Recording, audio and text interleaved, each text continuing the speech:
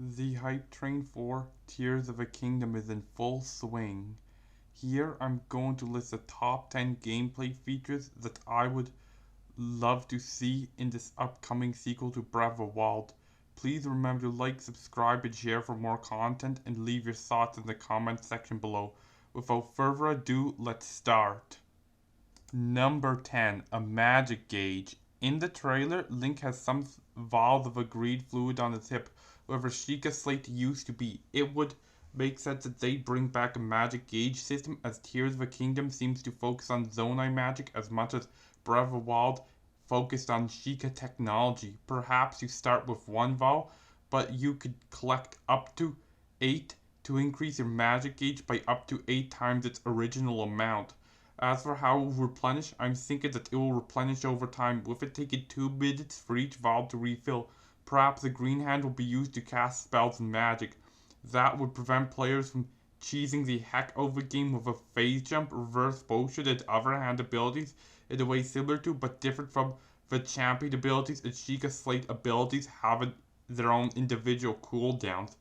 Maybe there'll be ways to replenish magic faster, like perhaps through meals and elixirs, or there will be a drain ability that gradually damages enemies to replenish your magic faster.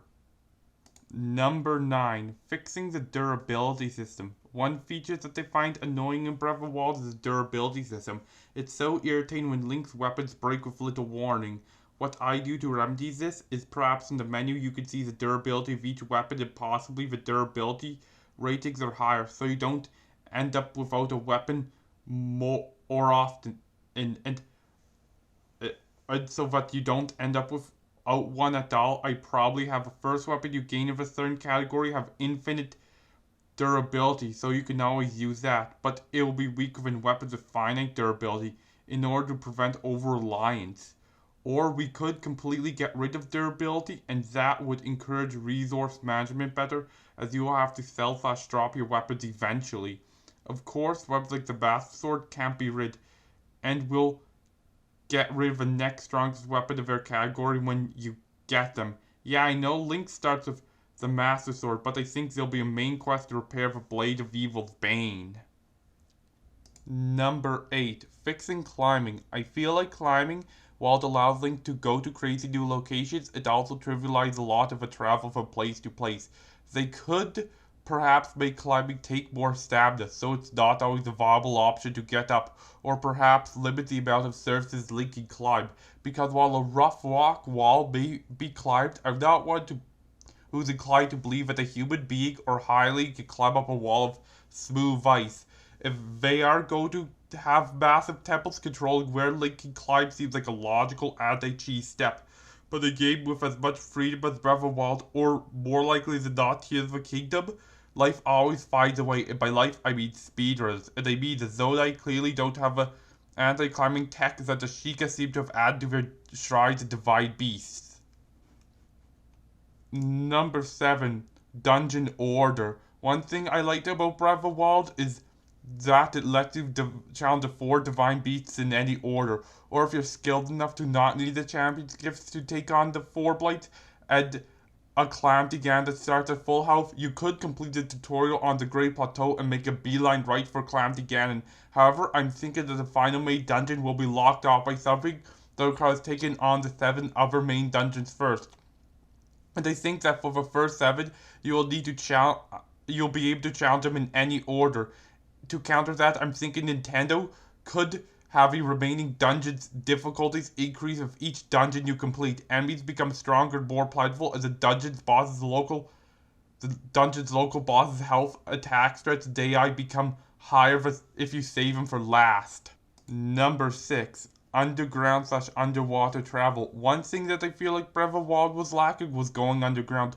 Perhaps there'll be deep caves you could explore, with Ganon's corpse being the endpoint located beneath Hyrule Castle. I love lava caves beneath Eldin, the fossilized remains of a great Deku Tree from Ocarina of Time under Faron, and the bared remnants of Arbiter's grounds beneath Gerudo. And perhaps we will allow for underwater travel, especially under Lanayruins and Necluda Sea. I'm thinking that Link can swim underwater, but remaining underwater will consume stamina, and if he runs out, he'll be forced to resurface as a last piece of dry land he was on and lose a heart. And if he has a Zora gear equipped, he can stay underwater indefinitely, swim faster, and consume less stamina when underwater. A coral reef in the Necluda Sea and the depths of Lake Hylia would be fun places to go. Perhaps Lake Hylia would be home to the water dungeon, especially if it has some good qualities like a great atmosphere. While traveling Baridia, Metroid Dread's obligatory water region, while the water made movement sluggish without the gravity suit, I love the atmosphere, the rain pour, the aquatic wildlife that Samus must fight through, the coral reefs, and the atmospheric aquatic music. I love the Battle of Dogaiga, due to the battle being tricky, yet relatively easy, and the music that makes you feel like you're fighting the aquatic predator on its own turf. Number 5, a fast travel system. I love Breath of the Wild's fast travel system to return. Of course, it would be identical as the Sheikah tech is now out of operation. Perhaps the Zonai have set up a series of altars all around Hyrule, the skies above, and the caverns below. And if you visit one, you can teleport to the others you've visited in the past. And there would probably be 3 different levels that you could swap between, and that would give you 3 dimensions of fast travel. Number 4, improving dungeons. One thing that I hate about the shrines is that there was no diversity. Their atmospheres were homogeneous. What I do would be give each major dungeon its own atmosphere, its own theme, and its own puzzles. If the major dungeons all had remakes of the same leitmotif, I would be okay with that, as long as each one feels like it has its own identity while being related to the others. After all, the Zodai practiced magic drawn from nature, while the Sheikah perfected their tech, which would justify why the Zonai temples are not as homogeneous as the Sheikah shrines. Number 3, arm abilities. I would love for puzzles that rely heavily on the arm abilities, like perhaps the jumping through ceilings could be used to navigate the multi-floored labyrinths and discover rooms that are otherwise inaccessible. It would make for some neat secrets that would force gamers aim for 100% completion to try out everything in place that you'd have to have a certain level of drive and obsession to check. As for the time reversal, it only reverts the object's trajectory. Perhaps you'd have to light something on fire / freeze it / electrify it and then reverse it so it flies down its path and applies its elemental effects. On their own, though, these 2 known abilities allow for some unique puzzles I'd love to solve, and perhaps abilities not revealed yet would also add in the fun, like perhaps a giant smashing fist that could damage enemies, pound stakes, break rocks, and create shockwaves for splash damage, and send things flying. There are so many possibilities, it'd be a shame if Nintendo didn't fully explore those possibilities to the extent of their ability. Number 2, improving enemy diversity. The enemy diversity Breath of the Wild is a bit lacking, I'll have to admit. They could definitely add more old enemy types. Like, it would be cool to see Tektites, Darknuts, and other classic foes. Perhaps the major boss will each establish their own identity. Yes, I know Waterblight Ganon throws through chunks of ice and Link with Cryonis into spear. Thunderblight Ganon used electricity and sonic-like speed. Windblight Ganon uses a gun and throws tornadoes. And Fireblight Ganon uses bombs and flames. But they didn't really establish their own identities, even if it was fun fighting them. For the major bosses, I can see Goma in Korok, Volvagia in Elden, Morph in Lanayru, Star-Lord in Gerudo, etc. Each major boss should establish its own identity and be mandatory for plot progression. Perhaps the time reversal could be used to send projectiles back, and the phase 2 ceiling could be used to get the high ground and opponents quickly, and boss battles that encourage players to experiment.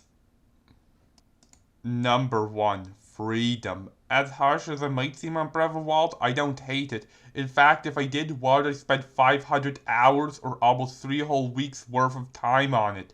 One of the greatest strengths the game has is the freedom it gives, allowing players to experiment. Are you a speedrunner or a completionist? Something in between? Do you have a plan, or are you aiming to find your playstyle? I would like Tears of the Kingdom to share the same degree of freedom and allow player experimentation, with no one way to solve a puzzle or beat the game, no matter how over-convoluted and difficult the route is to pull off is. I would like it to be a function, however, I do not want to give the player more freedom. However, I do want to give a player more freedom in the way a Metroid game would, as the game franchise is built around maze like plants/facilities where Samus can only explore a small part at first, and as she collects power-ups, she gets access to more and more of a planet the game takes on bit by bit, and once she reaches the end, only then can she explore the entirety of a planet with a full arsenal of abilities to backtrack and make sure there's no health/ammo upgrades she's missed before she confronts the final boss. Or if you're good enough, just get the final boss as soon as you have all the requisite abilities. In Breath of the Wild, they gave all 4 Sheikah Slate abilities right off the bat to open the entire map up for you.